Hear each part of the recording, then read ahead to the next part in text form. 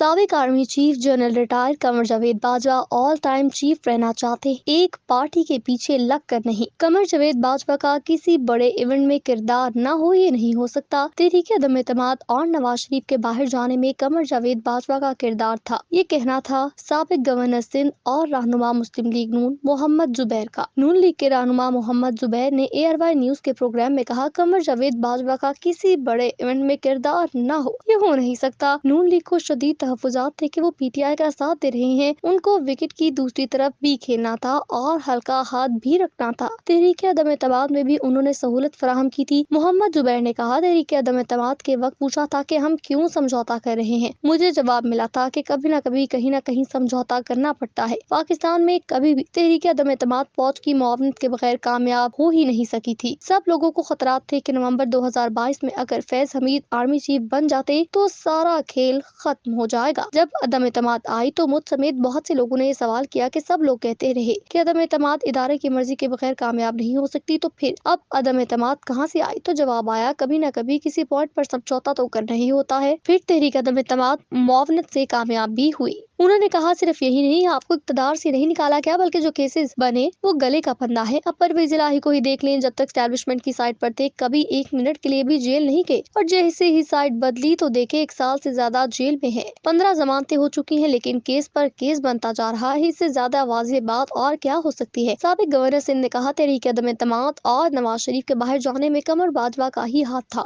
اس میں 2 بڑی سیاسی پارٹیاں تھیں جن کے جنرل باجوہ کے ساتھ رابطے تھے۔ ملک احمد اس میں ڈیل کروانے کی کوشش کر رہے تھے کیونکہ وہ جنرل باجوہ کے بہت قریب تھے۔ نون لیگ میں 2 دھڑے تھے، ایک مزاحمتی ایک مفاہمتی۔ مزاحمتی دھڑے نے اپنا کردار ادا کیا اور PDM بھی بنا دی، جبکہ مفاہمتی دھڑے نے بعد میں اپنا کردار ادا کیا۔ مزاحمت ہوئی تو اس کے بعد مفاہمت کی میز پر سب آئے۔ یہ موٹو تھا کہ مزاحمت ہوگی تو مفاہمت ہوگی۔ شہباز شریف مزاحمت کے وقت اندر تھے تو مزاحمتی بیانیہ کھل کر سامنے آیا تو کسی کو موقع ہی نہیں ملا بات کرنے کا کہ مفاہمت ہونی چاہیے، کیونکہ شہباز شریف کبھی بھی ٹکراؤ یا مزاحمت کے حمایتی نہیں تھے۔ بعد میں شہباز شریف نے مفاہمت کے لیے کردار ادا کیا تو سب کو لگنے لگا کہ اب حالات درست ڈگر پر چل رہے ہیں۔ سابق آرمی چیف کی مدت ملازمت میں توسیع سے متعلق محمد زبیر نے کہا، 1 سے زائد بار باوثوق ذرائع سے پتہ چلا کہ آخری وقت تک قمر جاوید باجوہ مدت ملازمت میں توسیع کی کوشش کر رہے تھے۔ جنرل باجوہ کو نون لیگ کی جانب سے مدت ملازمت میں توسیع کی آفر تھی، لیکن بانی PTI نے انٹرویو میں کہا تھا کہ ہم بھی مدت میں توسیع دے دیں گے۔ یہ بات درست ہے کہ دونوں پارٹیوں نے ہی مدت ملازمت میں توسیع کی کمٹمنٹ کی تھی۔ نومبر 2022 تک آرمی چیف مدت ملازمت میں توسیع کے خواہاں تھے۔ نواز شریف کے بغیر توسیع کی آفر کون دے سکتا تھا؟ ظاہر ہے اس قسم کے فیصلے پارٹی میں نواز شریف کے علاوہ کوئی نہیں کرتا۔ پہلی توسیع کے حوالے سے سوال کیا گیا تو محمد زبیر نے کہا، درست نہیں کہ جنرل باجوہ پہلی ایکسٹینشن بھی نہیں چاہتے تھے۔ اگر ایسا ہی تھا تو انہیں تب ہی انکار کر دینا چاہیے تھا۔ پروگرام میں انہوں نے کہا کہ PDM حکومت آنے کے بعد اعتراض اٹھا تو قمر جاوید باجوہ توسیع سے پیچھے ہٹے۔ PDM